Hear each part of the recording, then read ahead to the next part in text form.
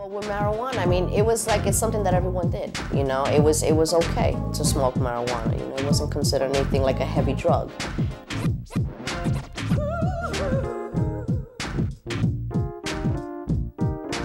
Hi, my name's Kira, and this is my friend Jason. Jason's like a lot of people who think smoking pot is really no big deal. Yeah, well, I know a lot of people who tried it and nothing bad's happened to them. Look, I'm thinking of trying it myself. I know it's illegal, and, you know, people say it's bad for you, but I've seen people do it, and it looks like they're having a good time. I know, it's confusing. That's why we're making this tape, to clear up some things. We're going to try to give you some straight answers. You see, everybody on this tape is talking about their true life experiences. Except me, I'm the narrator. And Jason, well, he's a little confused. But everybody else used to be serious potheads who decided to quit. And here are some of the reasons why.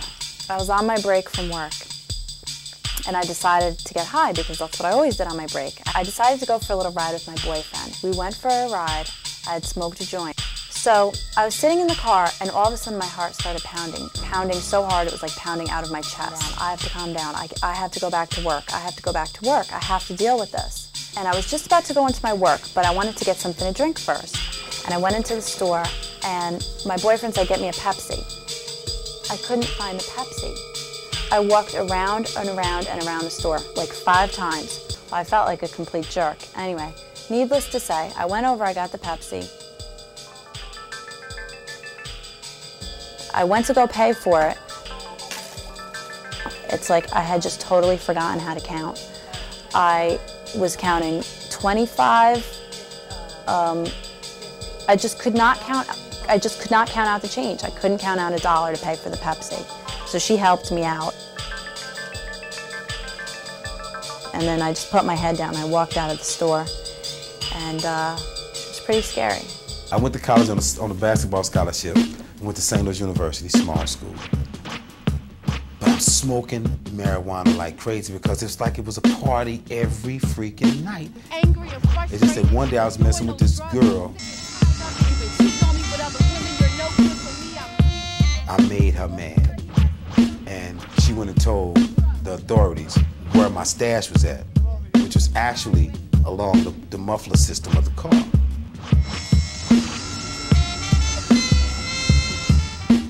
I lost my scholarship, got revoked. So we have 4 people who messed up their lives in 4 different ways, all because of smoking dope, which brings up an important scientific fact. Marijuana affects each person differently. Now don't just take my word for it. Let's hear from one of our experts. Dr. Daryl Inaba is an expert on drug addiction at the famous Haight-Ashbury Free Clinic in San Francisco. Where one reacts to it by being giddy, excited, nervous, and the other individual, given the same dosage and same type of marijuana, becomes drowsy and sleepy. So what he's saying is that if 2 people are smoking a joint, then they aren't necessarily having the same experience. Right, and he's also saying that some people are more likely to become marijuana abusers than others. And some people are more likely to experience more intense negative effects than others. For example, remember Janine's freak out? That doesn't happen to everyone. In fact, Janine was very surprised when it happened to her. She'd been smoking for a couple of years when it unexpectedly hit her. But the evidence is that this type of freak out is happening more often, which brings up another important scientific fact.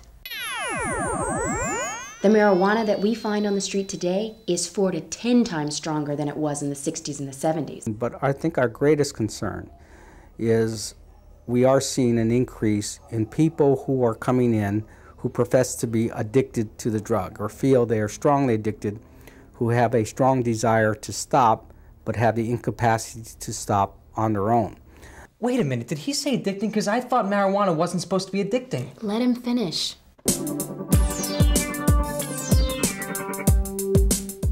First time I tried marijuana must have been like 13. The thought of not smoking to me was the equivalent of not breathing. It couldn't be done. I could not live unless I was getting high. In this, the first part of our 2-part series, we learned about the process of becoming a marijuana addict. In part 2, we're going to learn about some of the negative consequences of smoking a lot of pot. You mean there's more than we already saw? Oh, yeah, I'm just getting started.